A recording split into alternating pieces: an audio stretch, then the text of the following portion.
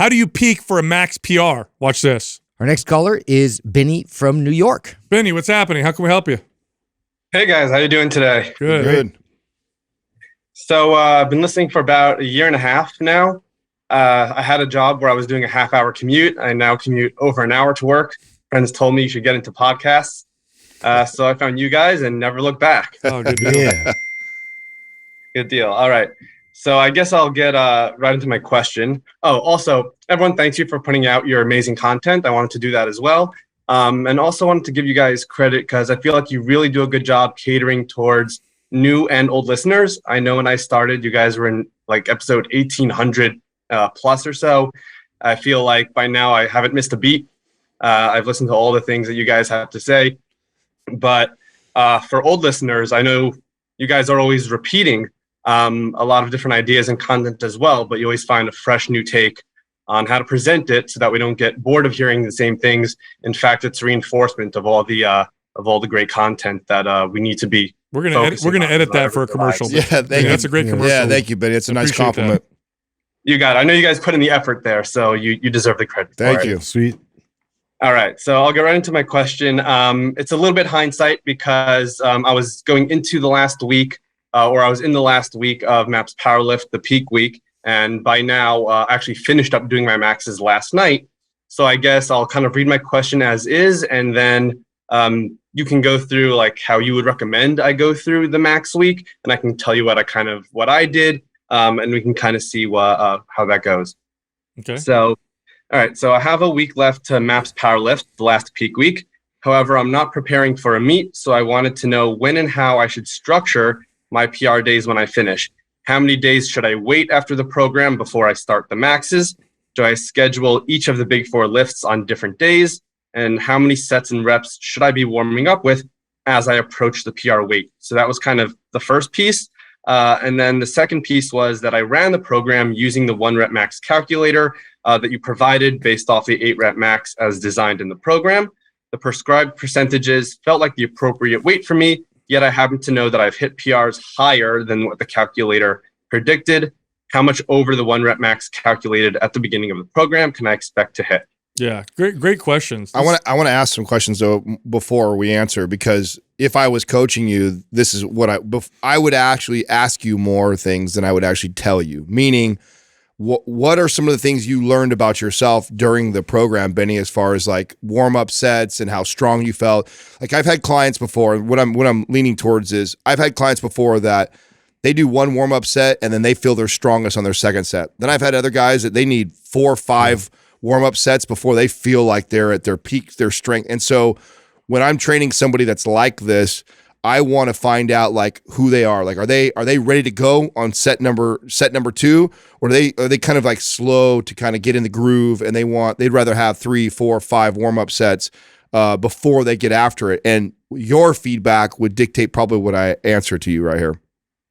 Yeah, so I'm more of a slow get into it kind of a person. I think Sal's the same way. When he kind of answered a question a couple weeks ago, it takes a lot of warm-up sets. So for me, it's about trying to find the balance between doing too many warm-ups, where I've exhausted myself, quote unquote, versus making jumps that are too big, and then not being able to hit just because I haven't warmed up my CNS enough. Yeah, Benny, a warm-up should never feel like a workout. Yeah. That's basically it. So you should never feel like, oh my God, I'm getting a pump. Oh my God, I'm whatever. What you should feel like is you're in the groove of the lift. That's how it should feel. So like the squat, I warm up to the point where I feel like I'm in the perfect groove of my squat, and then I can jump with weight. And this takes some experience and getting used to. Your first question was how you structure your PR days. What do you mean by that? You mean in order to hit a higher PR, like what you should do to maximize the PR that you're going to hit? Yeah, so it was like day of. So I know you guys did an episode on how to hit a deadlift PR, where it was more about the programming and leading up to getting good sleep, having enough food and carbs and things like that. It was more about the workout itself. The how many sets you should do, how many reps you should do. What I ended up doing was I kind of did my own little research to see what some other people have put out there as far as recommendations. And what I ended up doing was like percentages, like a 50, 60, 70, 80, 90, 100%. with a rep scheme of like 8-5-3, 1-1-1, etc. Yeah. until and just keep going. Yeah, you're kind of overthinking a little bit. Okay, so PR days are also not workouts.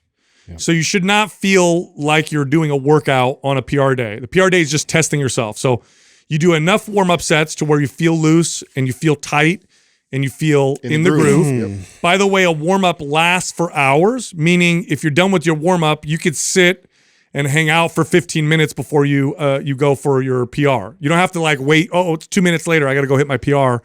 I usually will warm up, and then right before my PR, it's like 10 minutes. Yeah. I'll just be chilling and maybe doing some stretching, maybe moving around a little bit, and then 10 minutes in, and I go and hit my PR. So, and the reason why I'm saying you're overthinking it is because you got some numbers that you got off some information. And that, by the way, that sounds good.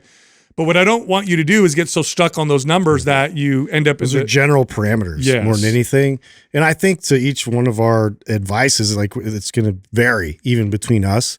So there's a lot of individual variance to it. Like for me, I'll warm up much to like what Sal was saying. I don't treat it as a workout. I'm actually doing lighter than I would normally go. But what I'm doing is spending extra time, reinforcing my grip, like all the technique and the nuances of it, and like squeezing intrinsically and getting intensity that way in terms of, leading up to like firing my CNS. So that's sort of the technique I apply. And then that way my body feels like it responds once I get, higher amounts of load. This is also a lot like actually bodybuilding in the sense of so one of the hardest things that I don't think I ever accomplished was peaking on stage. Yeah, that's good. I did 6 shows. I prepared for years. I also did preps that were not even for a show. So I prepped myself many, many times to try and peak. And I never brought what I thought was the best version of myself on stage. Why is that? Not because I lacked any information, because I did a lot of research trying to figure out what does everyone say about how much carbs, how much water, the timing, what kind of pump should I do? But there's such an individual variance that you have to kind of just tweak. You have to keep trying it out and see what works best for your body, because peaking is very individualized, and peaking for a way you want to look, it's super psychological, and peaking your max you could get out that day. Like you may find out, like we could sit here and give you like all these like, oh, do this, do that, and you find out like, man, all I was missing was I needed to, the day before, where I needed to be mentally and the way I needed to sleep. Boy, that made the biggest impact. Or I don't care, maybe it was a fucking pair of shoes you wore. Like, man, I just felt so grounded and connected when I wear those sneakers versus those other ones. Like, so it's when you get to the level that you're asking of like, how do I get the maximum, peak, rep out for myself? Boy, is that going to be very unique to you. And a lot of the truth behind it is, here's some parameters, and I think we provide some of them. I think the internet will have some good tips for you, but to Sal's point, don't get so married to other people's philosophies around how to peak. Use those as like kind of baselines, but kind of try them out and see if it works. But tweak it a little bit to what you like and what you feel, and test it like that. And it's going to take a few times probably for you to really master what that looks like. And like I said, I still don't think I figured that out for myself. For bodybuilding, it's like it's such an art to figure. I bet you even training at what time of the day will make a difference on your PR. Like you said last night you did your PR, but you might be better at noon or better at 8. And in terms of like the rep kind of projection calculator, like we actually like use the 8 rep because of the risk to reward kind of factor with that. Like, so because this was more of a beginner coming in to learn powerlifting, like we use that formula instead. The higher you go with that in terms of like the less amount of reps, the more accurate prediction it'll probably provide. Those are almost always off for me. But they're general, and I have I'm a lot stronger than I should be at the low rep ranges and a lot weaker than I should be at the high rep ranges. So those calculators, if I go above 6 reps, they start to really get thrown off. So use it as a baseline. But okay, think of it this way. Benny, if I was going to have you throw darts on a board and you were trying to hit the center, by the time you got to the 5th or 6th attempt, you'd probably start to get a little more accurate, right? Okay. So what you're warming up isn't, it's because people have a misconception about warming up. They think that the muscle itself has to somehow become warm and pliable as if it was in the refrigerator and it's like a piece of steak and you got to take it out and whatever. Now that may be true if you're sitting in the snow and then you go inside to work out, but if you're just in your house or in the gym and you're going to work out, the warm-up isn't doing that as much as it's getting your CNS ready, meaning you're priming and getting your body ready to exert maximal safe force, and also organizing your muscles and technique to maximize your leverage. So think of it that way. Think of the warm-up sets as practicing to get to the perfect technique and form to maximize your leverage, not I got to get my muscles warm because they're cold. So warm up, I think, tends to throw people off. It's like, oh, I got to get my muscles warm. That's what's doing it. No, it's not. It's getting your CNS in the right groove, getting the technique perfect. Just like a baseball player. The sequence of firing all has to line up. Skill practice. Yeah. Correct. Yeah. That's 100% what a warm up is.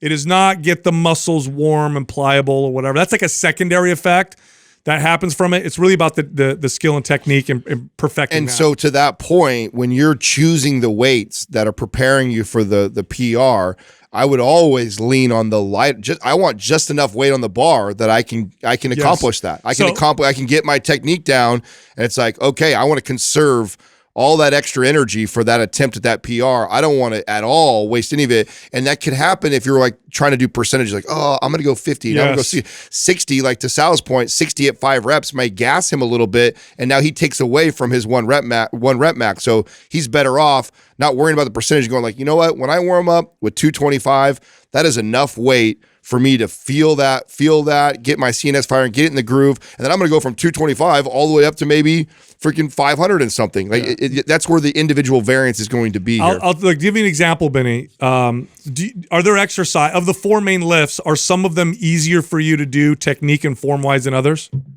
Yeah. Okay. So I'll give you a personal example. Okay. So for me, the deadlift, I can get into the groove very quickly. So let's say I go and attempt a PR. Recently, I hit a 605-pound deadlift. Here's what my warm-up looked like. It went 135, 315, 405, 605. What were the reps though? It was 135 was 8. Then I went up to 315. I did 3. Then I did 405 for 1. Then I went 605. Now that's because the deadlift for me, I get into the groove and the technique very quickly. Now if I go attempt a PR in a squat, I'm doing a lot of lead up sets because it takes me a long time to get in the groove and the technique of a squat. Right, a bench press for me is somewhere in the middle. So that's why I'm telling you these estimates. You might be overthinking it because if you looked at my warm-up, if you took somebody who had trouble with the technique of a deadlift and you had them do what I did, they might hurt themselves. But for me, a deadlift is a very natural feeling exercise. Squat, on the other hand, very unnatural feeling, and I got to work my way up step by step by step, 15 pounds at a time before I attempt a PR. I hope that makes sense. Yeah, that totally makes sense. And as far as how long after finishing the program, how long you wait before you start doing your maxes? Obviously, I took a couple of days off after I finished the program. I know that last peak week is only 2 days workout, so I did it on a Thursday and a Sunday is where I finished it. And I know the Thursday is a heavy deadlift day on the last week of peak week, and then the very last workout is a heavy squat day and heavy bench day.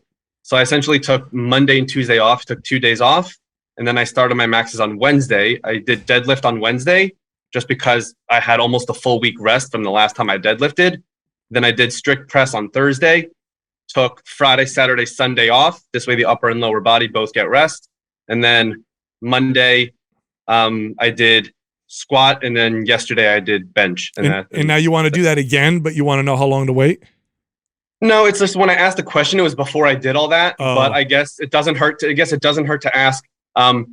Could you do another round of maxes or to see if you do any better a second time around? How did you feel with those PRs? Did you feel like... So I actually felt pretty good. Okay. So by the way, everyone out there, the program works. Program totally works. So I weigh in the low 160s, low to mid 160s. I PR'd my strict press, 20-pound PR, hit 175. My squat, I hit 325, which is the most I've done in like 3-4 years. It's not my max, but it's almost at 3-4 years. Last night, I hit a bench of 260, which is 5 pounds off my PR, most I've done since 2012. And then my max deadlift, I hit 475, which is a 15-pound PR at a 160 body weight. Wow. So the program works, which kind of leads me into a follow-up question of, obviously it takes between how much between programming where your body just adapts to that style of lifting, heavier weight, lower reps, compared to my actual body weight, and surplus, and just being and having more muscle, where to focus as far as I kind of have this goal of, since I'm in the 160s, I want to hit like 3 times body weight as a goal and hit the 500 club with my deadlift. So in those two areas, where should I focus most to try to get there? You'll do that. How do your joints feel? Joints feel pretty good. Okay, I would take a week off and then I'd restart MAPS Powerlift. Yeah, run it again. And you'll hit 500-pound deadlift likely, or get really damn close. Yeah, because what I kind of had in mind is that I would maybe run MAPS Symmetry, try to correct some imbalances that I might have, and then if I come back to MAPS Powerlift after that, any maybe energy leakages or any technique breakdowns because I might be pushing one side or another. I definitely know that affects my squat, maybe not so much my deadlift or some other areas. That's great. That would work. That's not a bad idea, but also if you gave me the feedback that you're feeling really good, I'd probably want to run it back again. Yeah. I mean, because that's not like you're overdoing it. Most of your power lifters stay in like that's how they train always. They train like that all the time for a long time, and we normally have to give people the advice of symmetry or performance or Prime Pro because there's obvious dysfunction. Yeah, there's obviously breakdown. They obviously have been training that way for too long. Sounds like you've really just got back into training this way, and you've only done it through powerlift. I would probably get you back at it just so I could see, because we might see you might see a pretty big leap in everything. I would venture actually to see all-time PRs in the second time around. That's what I think. Run it back. I would take a week off and then start it again. Yes. Week and a half off and then start it back up again. Yeah. Okay. So, because I thought maybe I just needed to be heavier, so I have a little more leverage, a little more of a surplus, so I have a little more muscle mass to work with. Because 160, I feel like is kind of light. Running in a bulk. 500-pound lift. Yeah. Run power lift in a bulk. Yeah. Bump your calories. Bump the I mean, I'd really love to see that thing. Now, and I'll consider this, like the heavier you get, the heavier your deadlift's going to have to be for your triple body weight. So keep that in mind. But I mean, if you want to build muscle, just bump your calories. 500 calories. Go up 500. You look pretty lean, so I would be no problem. All right. Yeah. Sounds good. Benny, do you have MAPS Symmetry?